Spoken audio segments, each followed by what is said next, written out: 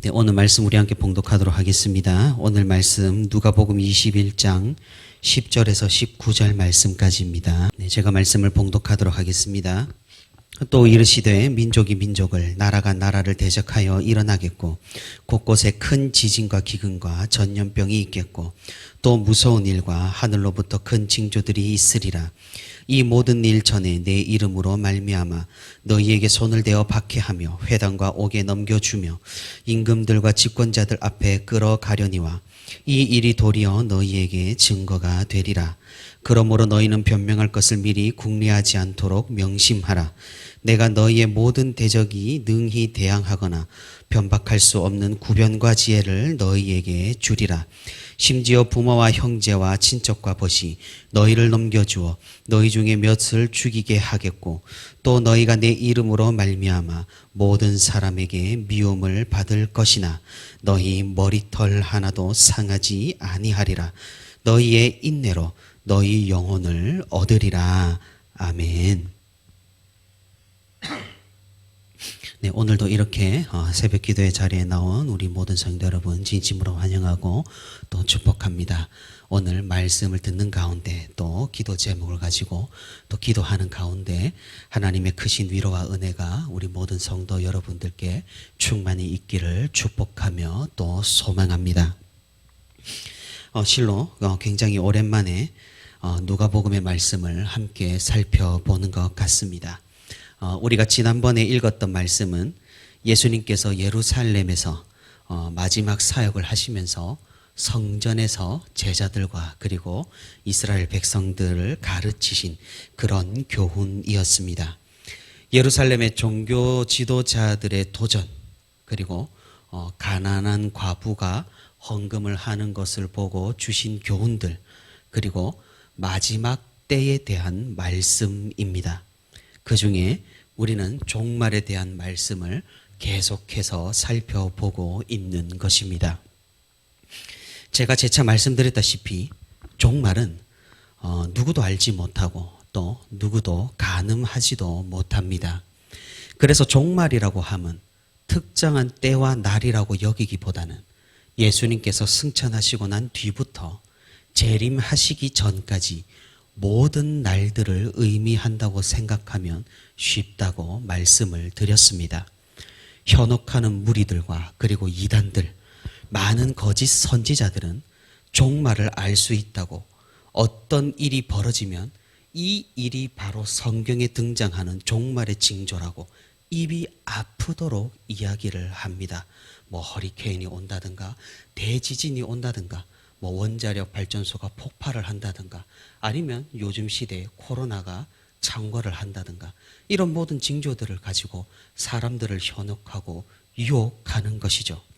하지만 우리는 이런 것들에 대해서 전혀 현혹될 필요도 없고 두려워할 필요도 없습니다.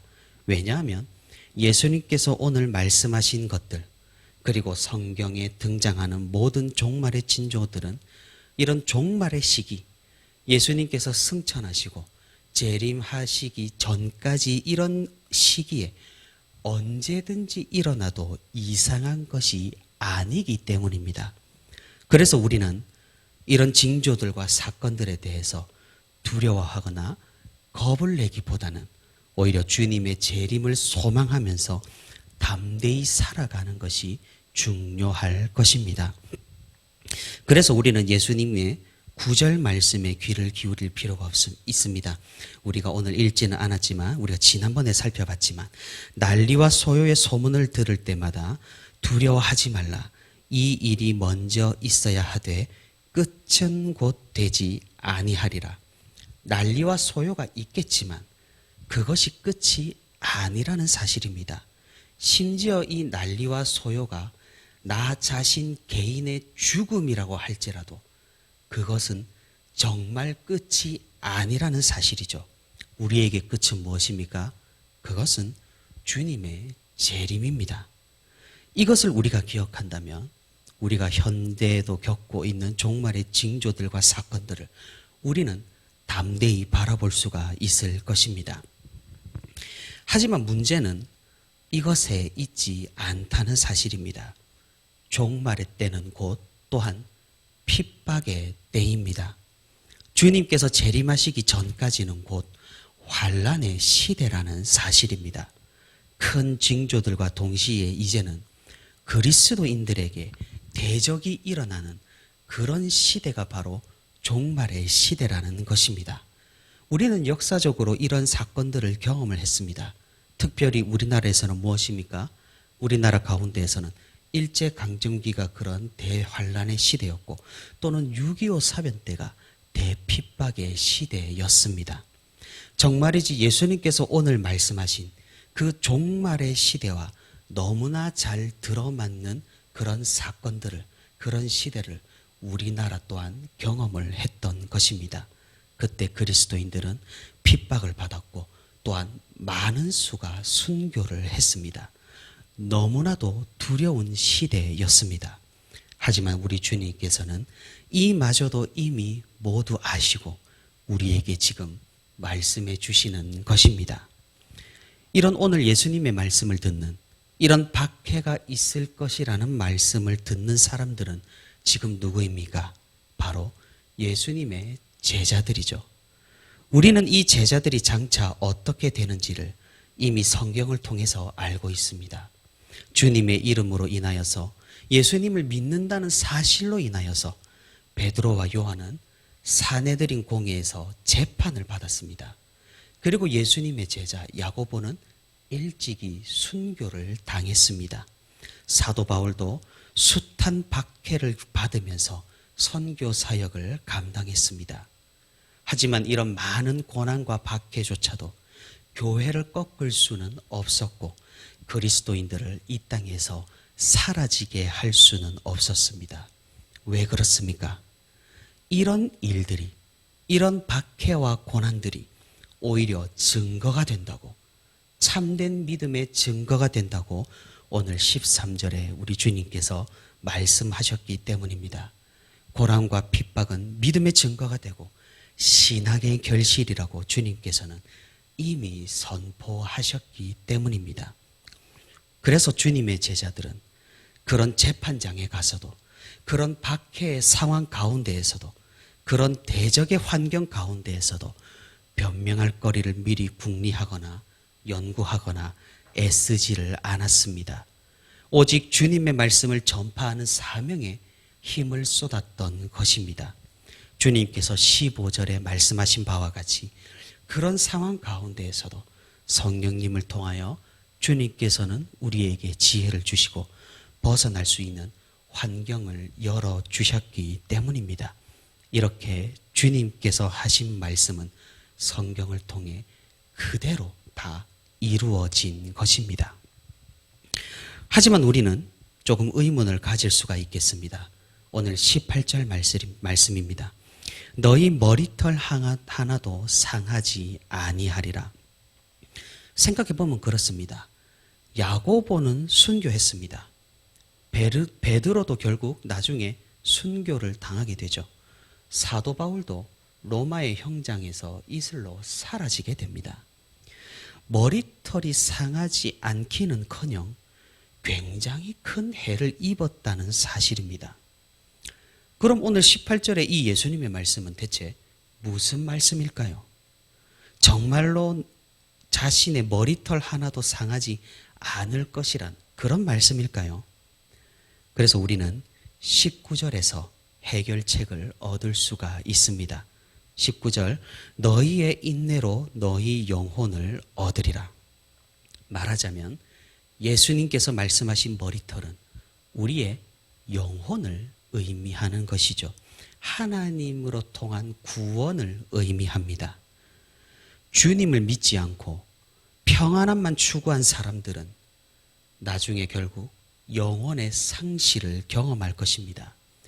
그들의 육체는 이 세상에서는 온전할지는 몰라도 그 영혼은 이미 죽은 상태라는 것이죠. 하지만 예수님을 믿음으로 온갖 박해와 고난을 당한 성도는 영혼의 상실이 전혀 없다는 것이죠. 머리털 하나도 상함을 받지 않는다라는 것이죠. 비록 이 세상에서는 고난과 박해 때문에 그 육체는 온전하지 않을지는 몰라도 그의 영혼은 생명으로 충만한 하나님께 속한 사람이라는 것입니다. 그래서 예수님을 믿는다라는 것은 인내가 있어야 함을 의미합니다. 이것이 무슨 말입니까?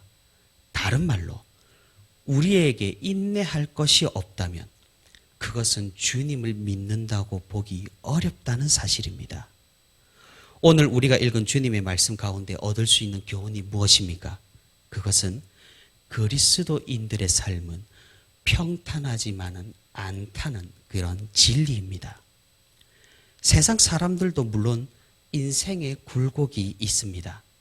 하지만 믿는 우리에게는 그 세상 사람들이 겪지 않아도 되는 굴곡들을 추가적으로 경험한다는 말입니다. 무엇입니까? 우리의 믿음으로, 우리의 신앙으로 인해서 겪는 어려움들입니다. 주님께서는 오늘 분명하게 말씀하십니다. 이런 어려움과 이런 고난과 이런 박해들이 우리에게 증거가 된다고 말입니다. 사랑하는 성도 여러분, 생각해 보면 우리는 늘상 평안함과 평탄과 평화를 추구를 합니다. 하나님께 그것을 간구하고 우리의 기도 제목도 늘 그런 식인 경우가 많습니다.